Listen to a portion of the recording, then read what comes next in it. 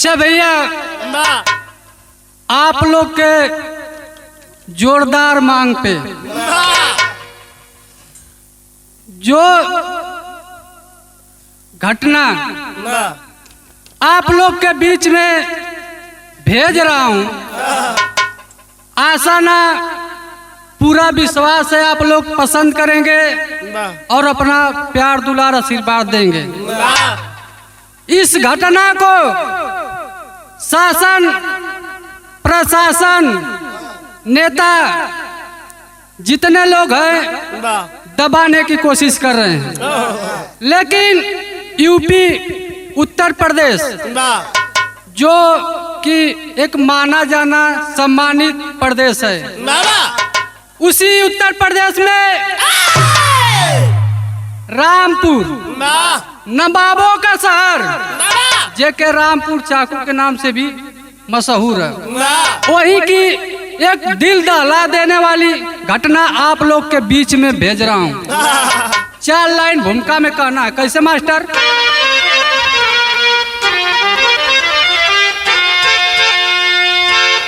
जो है रक्षक वही है भक्षक बने, हम पे जुल्म ढाते हैं पापी, सेक कर रोटी राजनीत की, हमारे चूल्हे की आग बुताते हैं पापी, देते सलामी उन गद्दारों को जिनके टुकड़ों के आगे झुक जाते हैं पापी। अगर हक की बात हम करते हैं उनसे तो हम पर गोली चलाते हैं पापी।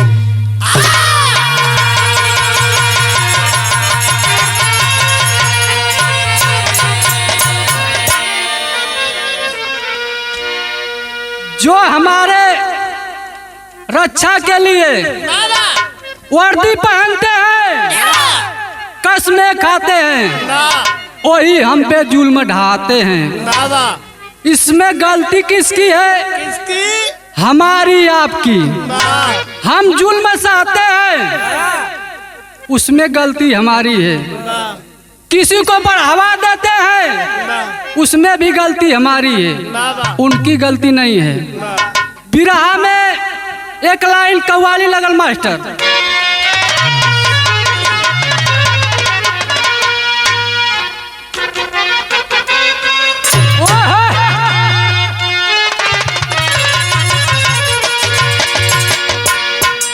हमारे मास्टर वह कव्वाली बजावत हुआ। पंजाब के बोतल में, पंजाब के बोतल में कश्मीर का पानी है, पंजाब के बोतल में, पंजाब के बोतल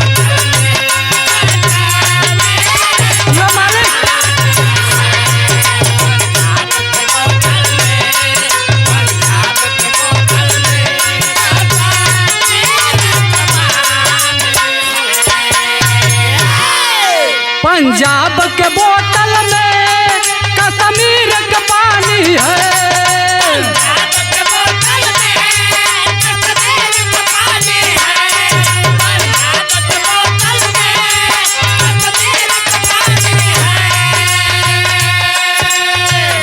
कश्मीर का पानी है। लखनऊ की नजाकत है, लखनऊ की नजाकत है, बॉम्बे की जवानी है।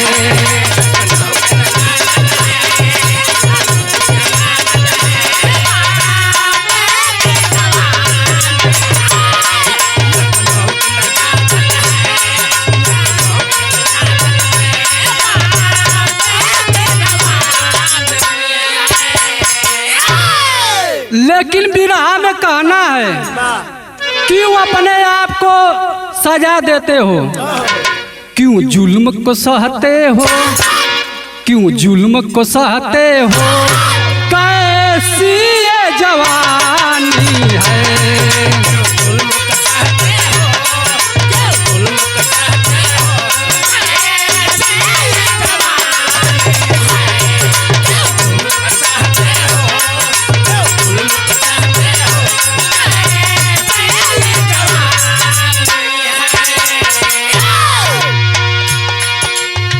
क्यों जुल्म को सहते हो, कैसी ये जवानी है।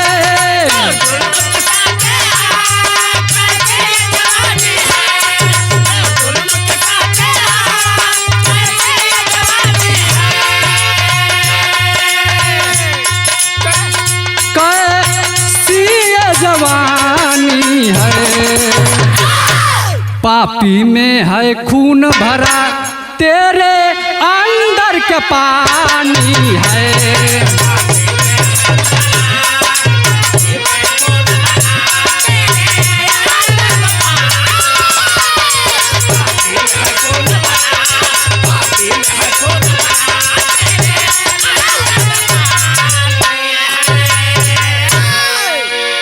क्यों जुल्म को सहते हो, कैसी ये जवानी है।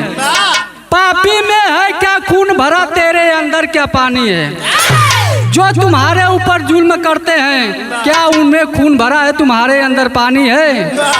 एक कमी हमारी है, जो हम जुल्म को सहते हैं, अपनी आवाज को दबाते हैं। कहानी का शुरुआत भइल मास्टर नजम लगल।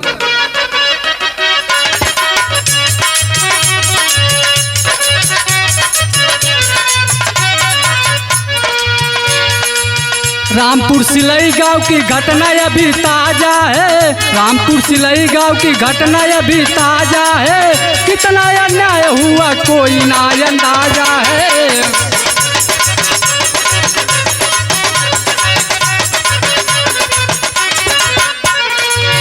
बनेगी मूर्ति एक सब मिल के विचार किए, बनेगी मूर्ति एक सब मिल के विचार किए। लगा कर पोस्टर सब योजना को तैयार किए।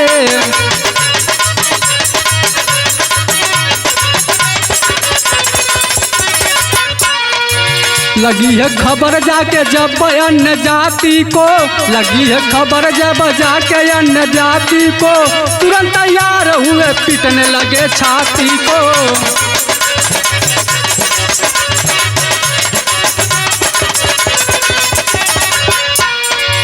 पुलिस प्रशासन कहे किसने अधिकार दिया, पुलिस प्रशासन कहे किसने अधिकार दिया।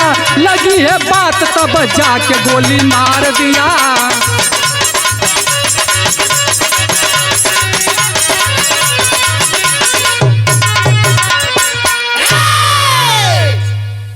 ए भैया, रामपुर सिलई बड़ा गांव, हर गांव में कुछ गांव के नाम से जगह जमीन सरकारी छूटल रहे। ओ सिलई गांव में भी ऐसे जमीन छूटल है।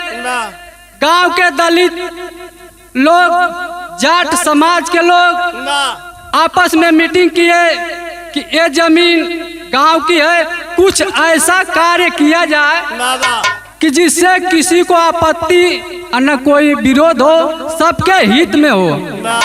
सब मिलके विचार का कहला मास्टर एक लाइन गीत लगत है।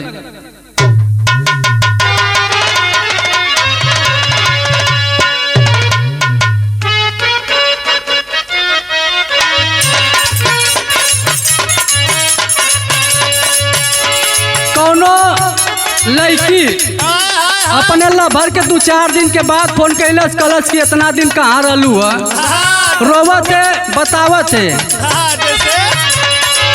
माई मोर मरले बिया, खोरनी से झरले दिया।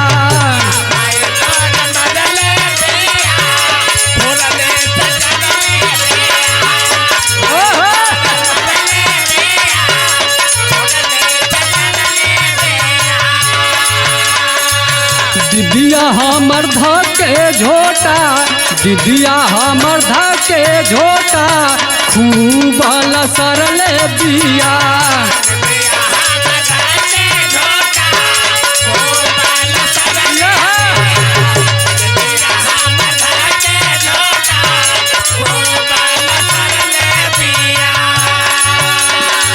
माई बड़ा मरले बिया खोरन से जरले बिया दिदिया हमर धके झोटा खूब सरले बिया कि बानी पिटाइल राजा जी त बानी खचाइल राजा जी त हमार कलिया से मोबाइल बा कुचाइल राजा जी।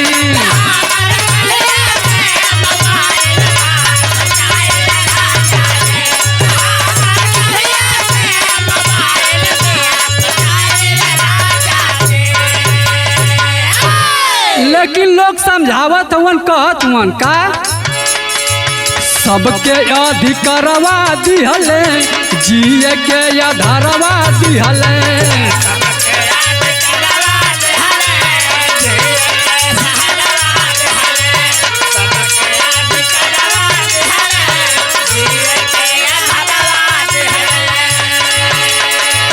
रोटिया कपड़वा दिहले रोजी रोजगारवा दिहले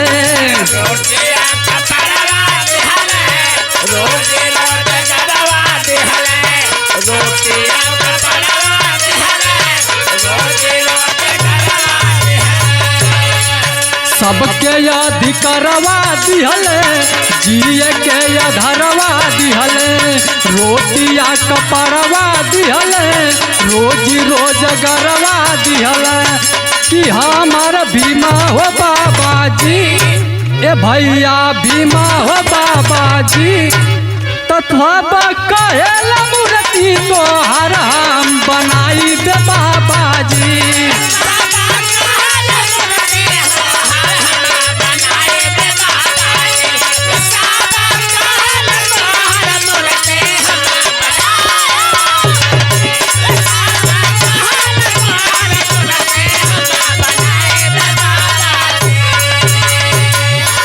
लोग कलन हमें जीने का उठने बैठने का मान सम्मान सबका अधिकार दिए कौन बाबा भीमराव अंबेडकर साहब जी। हम लोग उन्हीं की मूर्ति यहाँ पे लगाएंगे और यहाँ पे अंबेडकर पार्क बनाएंगे।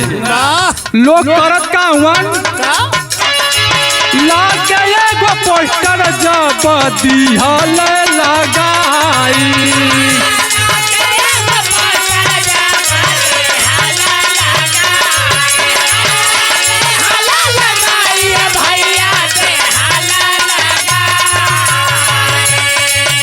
जय जय भीमा बोले सब चिल्लाई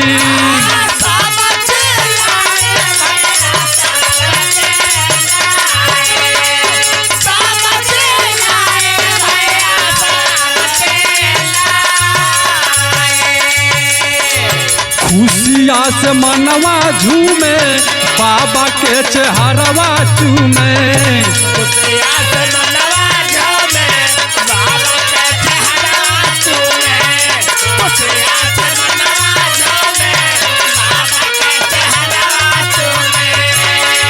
खुशिया से मनवा झूमे बाबा के चेहरवा चूमे कि हमार भीमा हो बाबा जी ए भैया भीमा हो बाबा जी तो सब कहेला मूर्ति तोहर हम बनाई बे बाबा जी।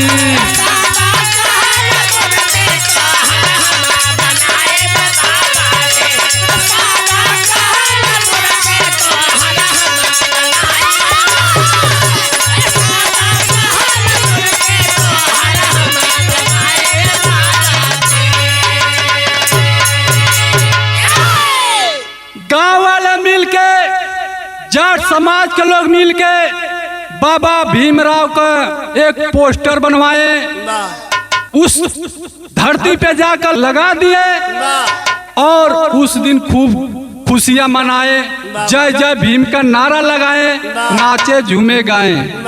लेकिन ये भैया कुछ हर एक गांव में कुछ आदमी ऐसा होलन कि कौनो काम करबा तो मैं विरोध जरूर करिया कुछ लोग के देख ना गल लगला विरोध करे तो हो का मास्टर यहाँ गीत बदलत है।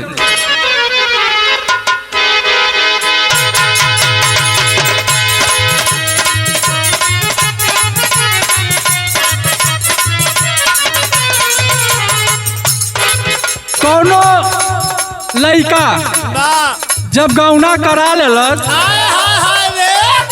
तो दिन रात बस हारमोनियम बजावे पार्टी में पंकज लियर दुल्हिया कहते का कहलस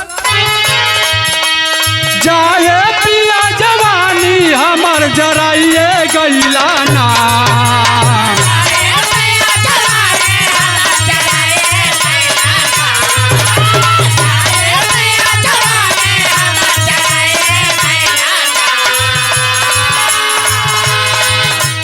जाए पिया जवानी हमर जराइए गईला ना एगो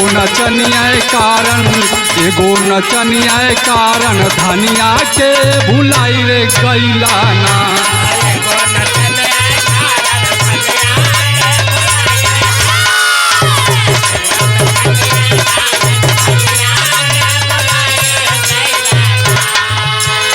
लेकिन वहाँ के अन्य जाति लोग का करत हुअन सुन खबर विपक्षिन के लाल नयनवा भइले ना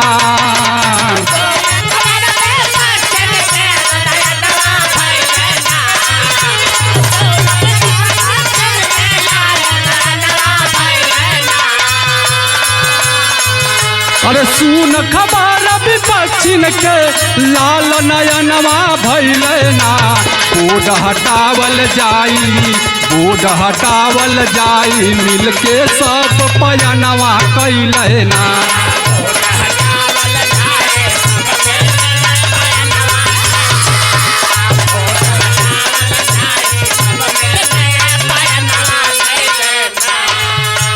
जब बोर्ड लगा बाबा साहब का विपक्षियन के बुरा लगे लगल अब बोर्ड हटावे का प्लान कैलन और धरती पे पहुंच गए ना जहाँ बोर्ड लगल तब भइल का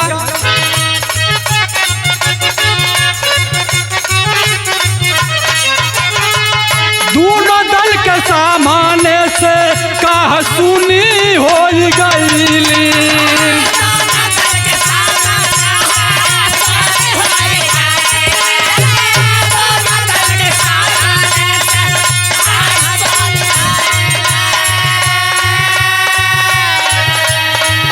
भारत वाली पावन धरती खूनी हो गईली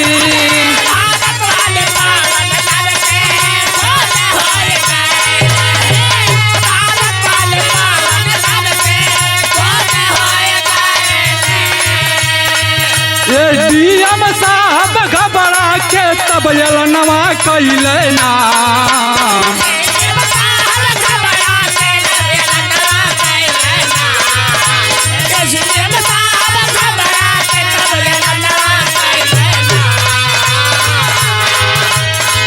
डीएम साहब घबरा के तब एलनवा कैले ना बोर्ड हटावल जाई मिलके सब पयनवा कैले ना।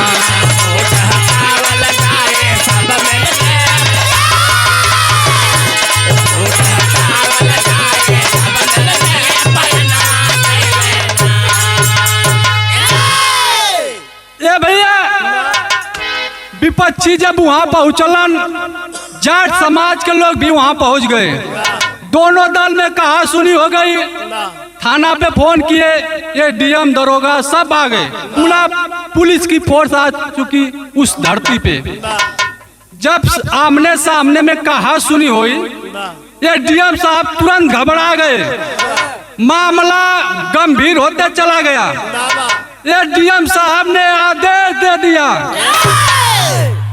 लाठी चार्ज कर दो। अब जितना पुलिस कर्मी रहलन सबके मारे चालू कैलन ई ना देखे के जेंट्स के लेडीज के बच्चा के बूढ़ा लेकिन प्रशासन से मैं ये कहना चाहूँगा कि अगर कहीं पे भी कोई भी घटना होती है तो डायरेक्ट लाठी चार्ज नहीं होता है। पहले आंसू गैस छोड़ी जाती है, फिर उससे भी नहीं कंट्रोल होता है तो पानी का फुहारा छोड़ा जाता है, उसके बाद लाठी चार्ज होता है। लेकिन ये डीएम साहब ने ऐसा नहीं किया, डायरेक्ट लाठी चार्ज करा दिल। तो आगे होत का मास्टर टेरी लगा। अरे मोरे राम, बाबा साहब की प्रतिमा रो पड़ी। अरे मोरे राम हो राम, अरे बाबा साहब की प्रतिमा रो पड़ी। दर दर भटक रही है आंसू लेकर आत्मा। अरे हो आत्मा, अरे हो आत्मा।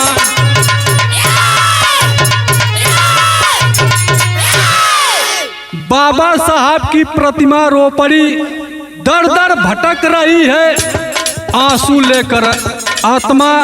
बाबा साहब की प्रतिमा रो पड़ी। उस धरती पे लगा हुआ पोस्टर बाबा साहब के देख रहे हैं। जिस देश को हमने आजाद किया, जिसके लिए हमने संविधान लिखा, जिसके लिए हमने विदेशों में जाकर पढ़ाई किया, जिसके अधिकार के लिए हमने इतना लड़ाई लिया, वो देश में आज ये क्या हो रहा है। इधर बाबा साहब प्रतिमा से देख रहे हैं, उधर ऊपर से अपने आत्मा से देख रहे हैं कि इस धरा पे क्या हो रही है। आगे होत का मास्टर एक गीत लगल, ये माटी का गीत है मास्टर हमारा।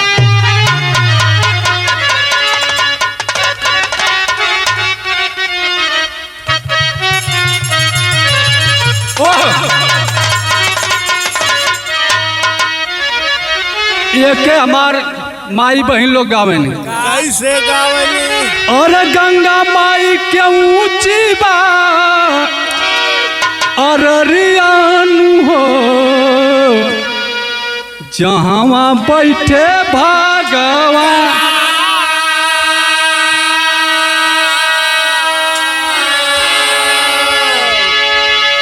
लेकिन वहाँ होत का और ठाए ठाए चले लागल गोलियानु हो, सब भागे घबरा।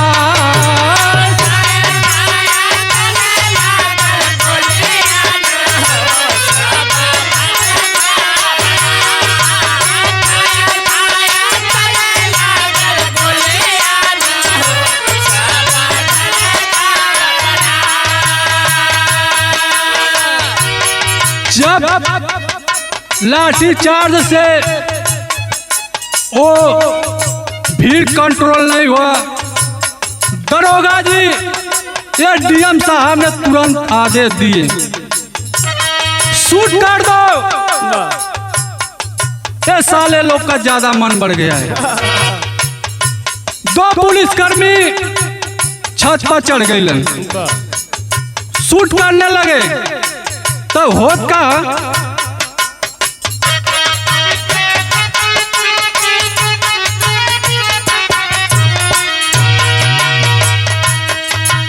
रक्षक बन के आइला, लेकिन भक्षक बन गईले।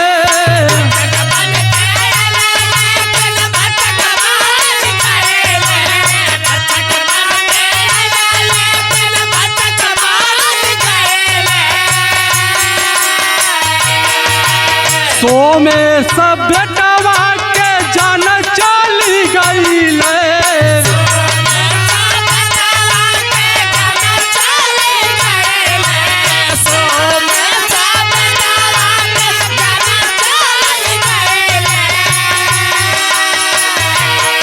और छाती पीट रोवली मतरियानु हो, सब भागे घबरा। ये बाबू फायरिंग फायरिंग होने लगी छत से। उस भीड़ में 17 साल का बालक, 10वीं कक्षा का छात्र उस गोली का शिकार हो गया। गोली जाकर सर में लग गई, जगह पे गिर पड़ा, इस दुनिया को छोड़कर चला गया। माँ बाप रोने लगे, 2 बेटे थे। उसको आप बुढ़ाई का 2 नयन समझ ले, चाहे 2 हाथ समझ ले माँ बाप के, चाहे 2 पैर समझ ले, लेकिन ये पापियों ने उस एक नयन को छीन लिया, एक हाथ को छीन लिए। भैया, जब सोमेश बालक 17 साल का उस धरती पे पड़ा है, वहां के लोग में आक्रोश जग गया।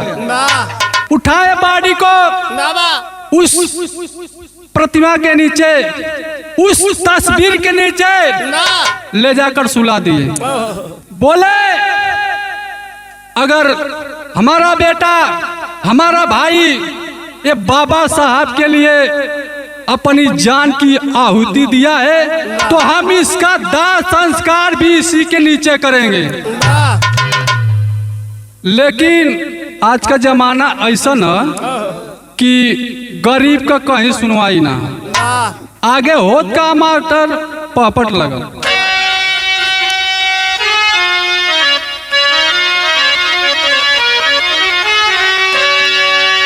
खून से सनाइल हिंद के धरतिया, बतिया बतिया में सब देखावे लागल बायो, कतिया बतिया बतिया में।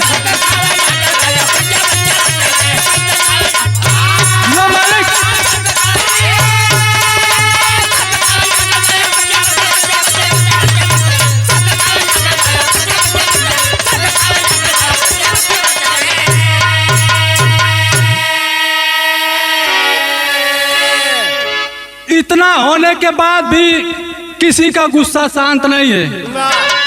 वहां के लोग कह रहे हैं, नहीं देंगे सौ तुमको, अरे यही हम दफनाएंगे, भले देने पड़े जान हमको, पर पीछे नहीं हटाएंगे। अरे भुलाई नहीं बेटा के मऊतिया, बतिया बतिया में सब देखावे लागल बायो, कतिया बतिया बतिया में।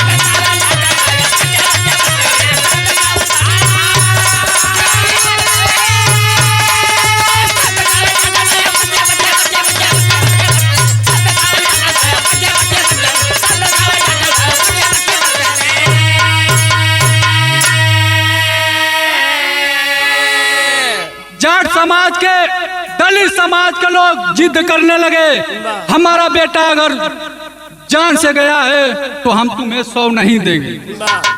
लेकिन होत का मास्टर आला लगा।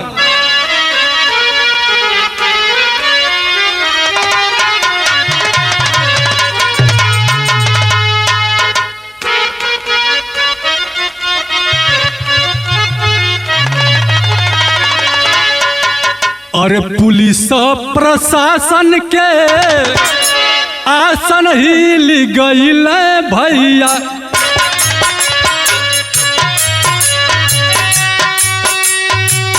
माई के चीखा सुनी गए घबरा।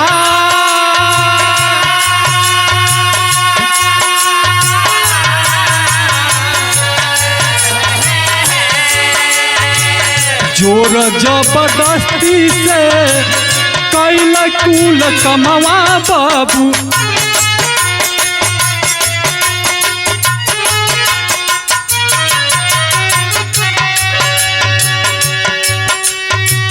बाडी के काबज में लिए हो उठा।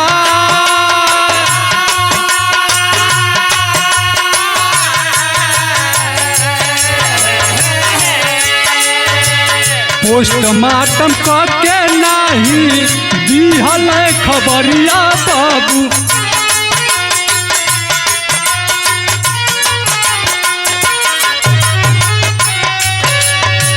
चोरी चोरी लाशिया के दिए हो जला।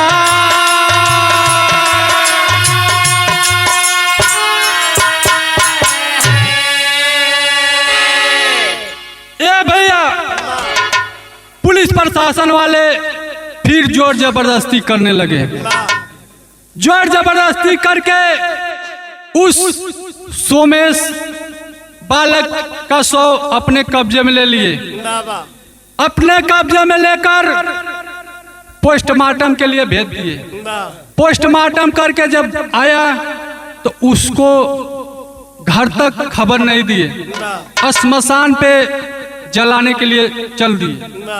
जब जलाने के लिए चल दिए तो होत का मास्टर खड़ी लगा। अरे पहन के वर्दी ढेर दिन गुंडा गर्दी ना चली, सुधर जाई हो जा दिन सरकार बदली।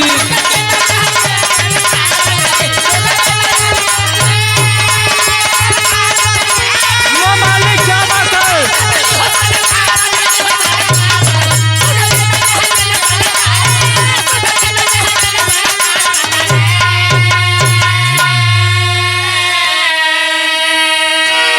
उस जाट समाज के लोग श्मशान घाट पर पहुंचकर पुलिस प्रशासन को चेतावनी दे रहे हैं, हर दिन ऐसा नहीं रहेगा, किसी दिन हमारा भी आएगा। लोग बोलते हैं कि ये राम राज है, मैं तो बोलता हूँ ये राम राज से अच्छा वो रावण राज था। लोग कह रहे हैं क्या? अरे बेटा पैदा किया हमने, तुम्हारा क्या अधिकार है? हाथ पर हाथ धके बैठी सरकार है।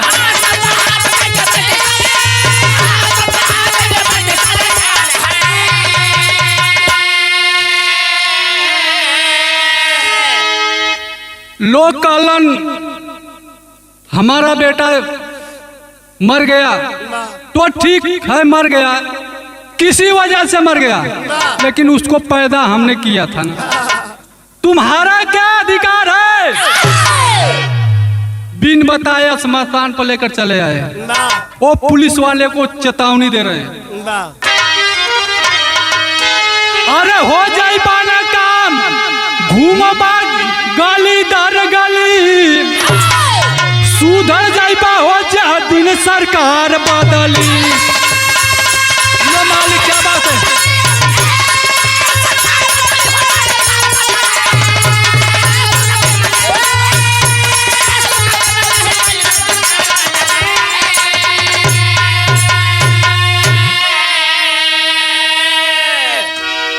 जब तक घर वाले पहुंचे उस चिता को पुलिस वाले आग लगा चुके थे।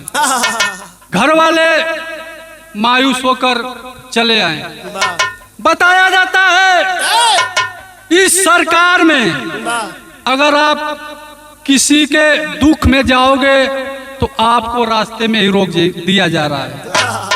भीम आर्मी के मुखिया चंद्रशेखर आजाद उस माता पिता के दुख को बांटने के लिए उनके घर पे जाना चाहते थे, लेकिन इस सरकार की पुलिस ने उनको बीच रास्ते में ही रोक दिया गया। बताया जाता है कि जो वहाँ के एसडीएम थे, सीओ साहब थे, सबको ट्रांसफर कर दिया गया है। किसी के मौत का हिसाब ट्रांसफर से नहीं होता, यहाँ से उनको वहाँ भेज दो, ये नहीं होता। उनके लिए भी कानून लगना चाहिए, उनके लिए भी सजा होना चाहिए। अब ये देखना है डबल इंजन की सरकार, बाबा बुलडोजर की सरकार क्या करती है। हमार भी राय है जैसे समाप्त भाई गुरु घराने का पर्चा लगा मास्टर।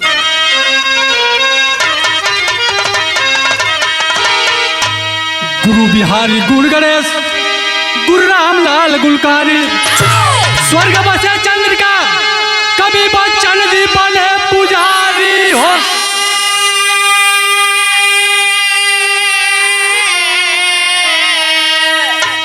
अरे बाबा साहब की प्रतिमा रो पड़ी, कविता उमेश लाल के गर्दिश में है पड़ी, हो बाबा साहब की प्रतिमा रो पड़ी।